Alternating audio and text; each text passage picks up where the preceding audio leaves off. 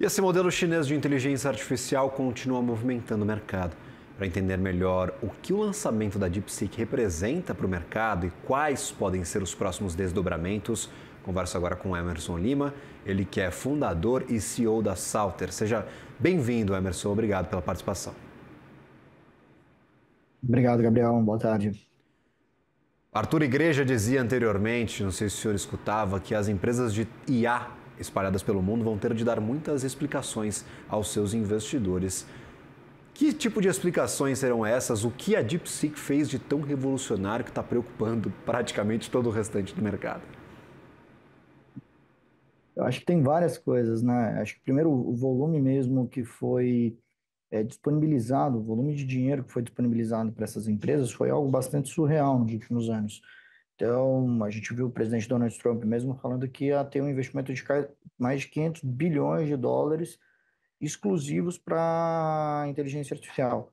A gente tem, por exemplo, nos Estados Unidos, o Arthur estava falando sobre energia, os Estados Unidos hoje tem um problema, ele não tem data centers o suficiente para processar a quantidade de tecnologia de inteligência artificial que estava sendo desenvolvida. Então, parte desse investimento era para infraestrutura energética, inclusive para poder suprir a demanda de data center que vinha dos Estados Unidos.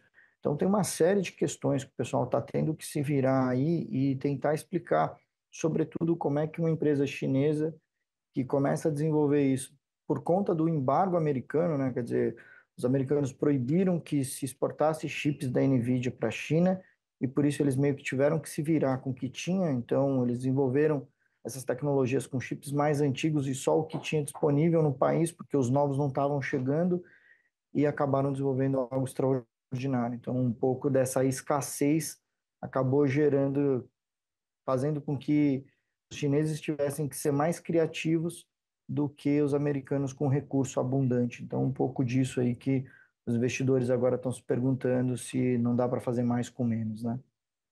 Aquele ditado que quando se fecha uma porta se abre uma janela, foram cessadas as oportunidades da China ter Exatamente. acesso à tecnologia mais avançada de processadores, em especial aqueles vindos da NVIDIA, que foi crítica a essa decisão no passado, quando foi assinada essa restrição à China. E agora abriram uma janela fazendo mais com menos, né? Exatamente, exatamente. Essa escassez de recursos, né, fez com que os chineses tivessem que ser mais criativos. E aí acabou surgindo um pouco e pega todo mundo desprevenido. Eu acho que nem tanto pelo que esse assistente pessoal, esse assistente de inteligência artificial está entregando em termos de tecnologia, mas a forma como passa a redesenhar mesmo como essas tecnologias vinham sendo desenvolvidas, né? Então, acho que parte da queda da NVIDIA não é porque ela vai deixar de ser relevante, ela continua sendo relevante. Mas se antes, vamos imaginar, uma empresa precisava fazer uma compra de 1 bilhão de dólares de placa, talvez agora ela precise fazer só 100 bilhões de dólares. Então, acho que os volumes eles acabam tendo outras dimensões. E, obviamente, acho que só para a gente ter uma ideia, a gente está tendo aí algumas coisas na internet do pessoal executando o algoritmo da DeepSeek, que é um algoritmo gratuito de código aberto, em celulares. Então, você imagina que antes você falava de um supercomputador e agora, obviamente, guardado as proporções, você está executando esse negócio celular. Então, esse é o tamanho da disrupção que a gente está assistindo, é por isso que está tendo esse estardalhaço do mercado e os analistas, evidentemente, estão empolvorosos aí. Se imaginava que a grande revolução da IA seria com a união, com aquele casamento com os supercomputadores, com a computação quântica, mas no final das contas, se a gente utilizar o que está sendo produzido pela China com os processadores mais avançados que nós já temos, talvez tenhamos um avanço muito maior em relação ao que nós imaginávamos e mais cedo do que se pensava. E até eu queria tirar algumas dúvidas, o Emerson, em relação, por exemplo, a essa questão de ser de código aberto. Isso vai abrir oportunidades para outros países que não tinham aquele potencial, aquele recurso disponível para investir tanto em inteligência artificial a começarem a criar as suas próprias iniciativas, suas próprias plataformas? Não é bem assim que funciona? Como é que você enxerga essa postura da DeepSeek de começar aí lançar sua plataforma com o código aberto, deixando todo mundo aí ver o que tem ali por dentro? Acho que sem dúvida nenhuma, não só outros países, mas desenvolvedores ao redor do mundo mesmo, né? Quando a gente olha para a OpenAI, por exemplo, tem uma discussão do Elon Musk com o Sam Altman, que é o CEO da OpenAI, que a OpenAI ela começou como um projeto de código aberto e depois o negócio se tornou tão grande que eles fecharam o código, né? Quer dizer, eles não deram mais acesso a ninguém ao que estava sendo desenvolvido e passou a ser uma plataforma de mercado. Então, quando você vem, disrupta esse modelo, começa a entregar para todo mundo o teu segredo de estado, digamos assim, você disponibiliza o código para qualquer pessoa, não só utilize, mas melhore esse código para o mundo inteiro, a gente começa a ter uma dimensão muito mais abrangente das coisas que podem ser construídas, inclusive colaborativas, né? Então, você imagina que todos os países agora podem colaborar junto em prol de um único sistema de inteligência artificial. Então, a gente tem aí alguma coisa muito interessante pela frente. Perfeito. No final das contas, se a gente olha justamente para este modelo de sustentabilidade, até do negócio, é uma disrupção. A própria DeepSeek diz que o preço que ela cobra é suficiente para ter uma pequena margem de lucro e sustentar as operações, o que não é uma realidade, por exemplo, para a OpenAI. A OpenAI teve prejuízo bilionário no ano passado, provavelmente vai ter prejuízos bilionários pelos próximos anos até conseguir equilibrar as suas contas. Teve que aumentar o preço do chat GPT, teve que, por exemplo, restringir ali alguns acessos a plataformas. Em questão de negócio também, é uma lavada que nós estamos vendo agora dos chineses? Acho que quando a gente olha, quando todo esse custo, né, de ter desenvolvido mais barato, ele passa por várias coisas. Obviamente, material humano mesmo, né, a necessidade de engenheiros para desenvolver isso, que foi muito menor, mas também acho que, sobretudo, a infraestrutura necessária para executar esse negócio.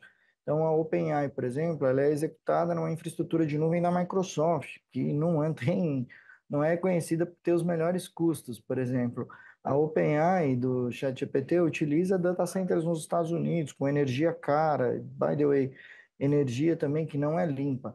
Então, quando você diminui isso a um ponto em que você utiliza muito menos energia, você utiliza menos infraestrutura computacional, ao que tudo indica, está usando um décimo da infraestrutura computacional necessária para executar e a grande porção necessária para utilizar de infraestrutura computacional, que é para treinar os modelos. Você agora treina em real time, não precisa de tudo, de todo esse poder computacional, quer dizer, é realmente algo que você tem a capacidade de hospitar o mercado. E aí, como a gente estava falando, é toda uma cadeia que você desupita, né? Não é só, de fato, ali o preço da ação da OpenAI, por isso que todas elas acabam caindo em consequência, porque elas estão, de alguma forma, todas interligadas, né? Quer dizer, eu estou utilizando mais energia elétrica, eu estou comprando mais data center, eu estou comprando mais nuvem, eu estou comprando mais chipsets da NVIDIA. Então, tem toda uma cadeia que, quando você desupita na ponta, de fato, tem uma geração em cadeia aí que todo mundo que estava ganhando dinheiro com isso, falando, opa, mudou agora um pouco o jogo. Sobe a régua de cobranças dos desenvolvedores, na tua opinião, ô Emerson? A gente já tinha algumas coisas, Gabriel, por exemplo, a Universidade de Berkeley, nos Estados Unidos, já tinha mostrado que ela tinha conseguido fazer um modelo mais eficiente, mas eu acho que talvez para o próprio interesse, aí achismo puro, essas iniciativas não tinham se tornado uma iniciativa de massa. Obviamente, com a DeepSeek aí, com os chineses disponibilizando isso, esse negócio dá uma chacoalhada. Eu acho que tem um comodismo também, né? Um pouco do que a gente falou assim. Se você tem recurso infinito, você acaba não se preocupando muito em otimizar, você fica preocupado mais em crescer o negócio, você fica preocupado mais em chegar mais rápido, né, nos objetivos aí de negócio que esse pessoal tem, que é alcançar o número máximo de usuários, dominar o mercado. Vamos lembrar que nos Estados Unidos tinha uma corrida entre os principais players aí, a Meta, o Google e a OpenAI, que tem a Microsoft por trás também, e eles estavam mais preocupados em adquirir o máximo de clientes e lançar novas funcionalidades, não estavam muito preocupados com o preço que precisava se pagar por isso. Enquanto os chineses estavam tentando resolver um problema simplesmente de escassez mesmo, quer dizer, eles não tinham chips o suficiente. Isso acabou gerando esse tipo de iniciativa.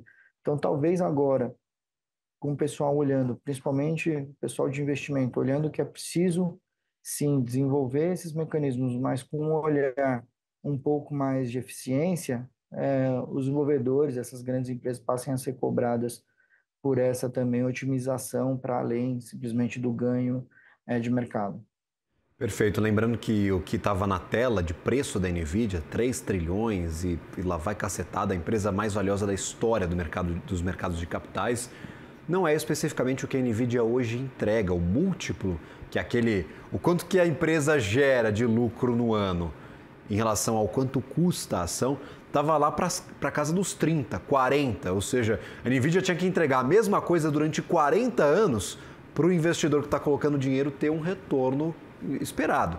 Então, este preço que nós tínhamos, por exemplo, ontem, até temos hoje, não que o múltiplo tenha mudado muito assim de um dia para o outro, ele leva em consideração o que a Nvidia pode ser, não efetivamente o que a Nvidia é. E como você disse, uma mudança não muda apenas, por exemplo, para a queda do preço das ações, ela muda a estrutura inteira do mercado voltado à inteligência artificial. A demanda de processadores para você desenvolver um sistema, a demanda, por exemplo, de energia para você desenvolver um sistema. Se você muda toda essa estrutura, o futuro também pode mudar, quem sabe, a projeção pode cair por terra, você pode fazer uma reprecificação, ora, não sei se vale 40 vezes o lucro, mas pode valer 30, 20, 15, e aí abre espaço, claro, para o trabalho dos analistas, vai dar muito trabalho para o relações com investidores da Nvidia aí, intermediar essas relações com o mercado, viu, Emerson? Vai dar. Eu acho que tem um ponto importante, Gabriel, que a NVIDIA, na verdade, acho que ela nunca se colocou como esse player de chipset de, de inteligência artificial. É quase como se você estava na hora certa, no lugar certo, sabe? O pessoal foi desenvolvendo os algoritmos de inteligência artificial e casou que a melhor plataforma para desenvolver esses algoritmos naquele momento era a NVIDIA, e aí ela passou a investir nisso e uma coisa gerou a outra. E aí talvez esse otimismo exacerbado do mercado aí que teve com as coisas, com a Nvidia sobretudo, é porque se imaginava que ela tinha quase que um monopólio desses chipsets, né? Um pouco do que a gente viveu com as ações da Intel lá atrás. A Intel acabou perdendo esse monopólio, hoje se vende muito mais processador de celular do que processador de computador, e a Nvidia passou por esse momento de glória um pouco, que acho que foi muito impulsionado mesmo pelos analistas que evidentemente não entendem tanto de tecnologia e de tudo que aconteceu, e como essa revolução acontece tão rápido, né? É importante a gente imaginar que a OpenAI, por exemplo, vem sendo treinada há mais de 5, 6 anos e a gente está vendo quase que uma segunda versão desses algoritmos de inteligência artificial que estão nascendo agora, e é capaz de nascer uma terceira e uma quarta, que vão ser ainda mais eficientes e vão ser ainda, vão ter custos ainda menores de execução. Então, acho que teve um otimismo exacerbado, pode ser que isso se equalize agora.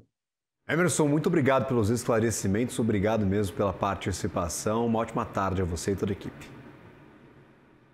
Obrigado, Gabriel. Uma boa tarde aos telespectadores. Ótima tarde.